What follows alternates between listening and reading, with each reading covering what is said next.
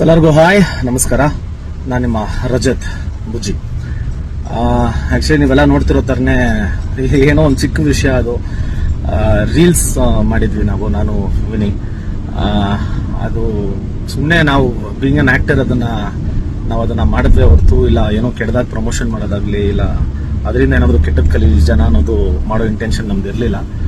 But ಅದೇ ನಿನ್ನೆ ನಾವು ಒಳಗಿದ್ದ ಕಾರಣ ಪಾಪ ಸೆಟ್ ಅವ್ರಿಗೆ ಫೋನ್ ಮಾಡಿದ್ದಕ್ಕೆ ಅವರು ಪ್ರಾಪರ್ಟಿಗಳನ್ನ ಕಳ್ಸಿಕೊಟ್ಟಿದ್ದಾರೆ.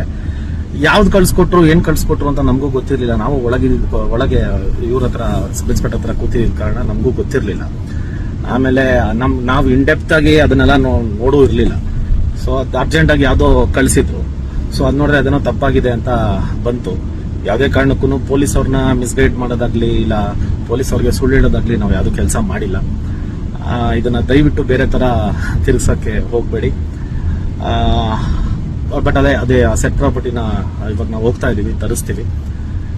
ಇದನ್ನ ದಯವಿಟ್ಟು ಸ್ವಲ್ಪ ಯೋಚನೆ ಮಾಡಿ ಏನೇ ಇದ್ರು ಹೇಳಿ. ಯಾಕಂದ್ರೆ ನಾವು ಯಾವುದು ಬೇಕಂತ ಯಾರು ಮಾಡಿಲ್ಲ ಇಲ್ಲಿ. ಹಂಗಿದ್ದಾಗ ಇದು ಬೇಕಂತ ಮಾಡಿದ್ವಿ ಇಲ್ಲ ಪೊಲೀಸರನ್ನ ಮಿಸ್ಗೈಡ್ ಮಾಡಕ್ ಟ್ರೈ ಮಾಡಿದ್ವಿ ಅನ್ನೋದೆಲ್ಲ ಹೇಳೋದು ಚೆನ್ನಾಗಿ ಕಾಣಿಸಲ್ಲ. ಸೊ ದಯವಿಟ್ಟು ಅರ್ಥ ಮಾಡ್ಕೊಳ್ಳಿ ಅಂತ ಹೇಳ್ತಾ ಥ್ಯಾಂಕ್ ಯು ಸೋ ಮಚ್.